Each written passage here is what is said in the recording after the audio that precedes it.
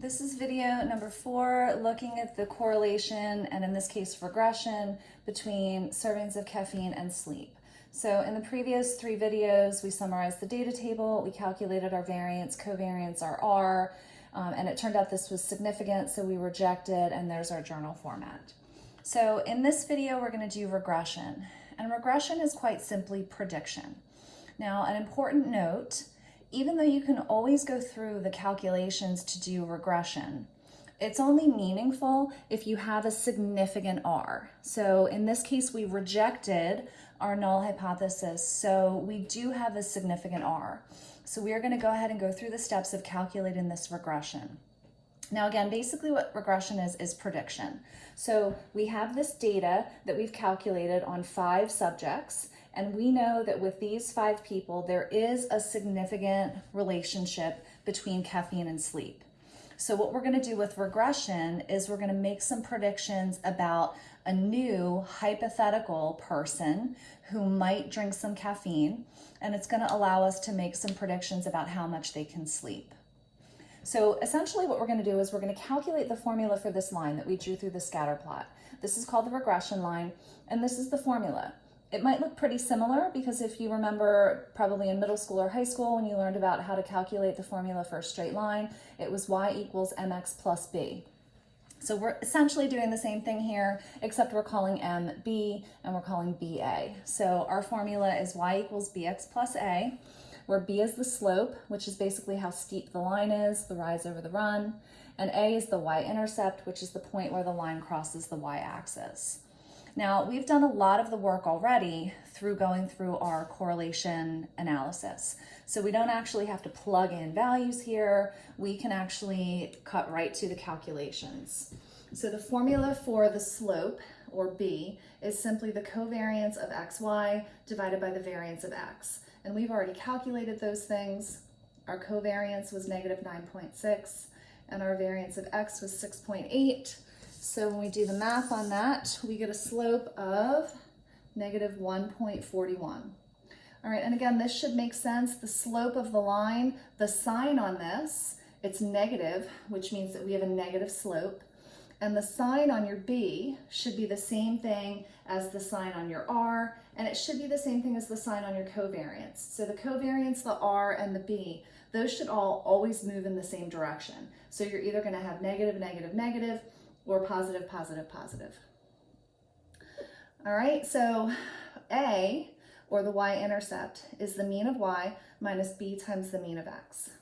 So the mean of y we calculated all the way back in the beginning. It was 5.4. We're going to multiply negative 1.41 times the mean of x, which is 1.8. Now just be careful here when you're doing the math because we are subtracting a negative. So what we're really doing is adding a positive, and when we do the math on that, it equals 7.94. So all we're going to do now is plug b and a into this regression line. All right, so our regression line is y equals b, which is negative 1.41, x plus a, which is 7.94. All right, so that is our regression line, negative 1.41x plus 7.94. That's the formula for this line. So now how we use that is we are going to plug in hypothetical values of x into this formula and solve for y. So let's assume we have a new person that drank no servings of caffeine. We're going to plug 0 into this formula as the x. So y equals negative 1.41 times 0 plus 7.94, which equals 7.94. All right, so we predict that if somebody drank 0 servings of caffeine, they would sleep 7.94 hours. Now, we don't want to compare this answer to this because these are real people and these are hypothetical people. All right, so we certainly could glance over here. The person who had 0 servings slept for 8 hours.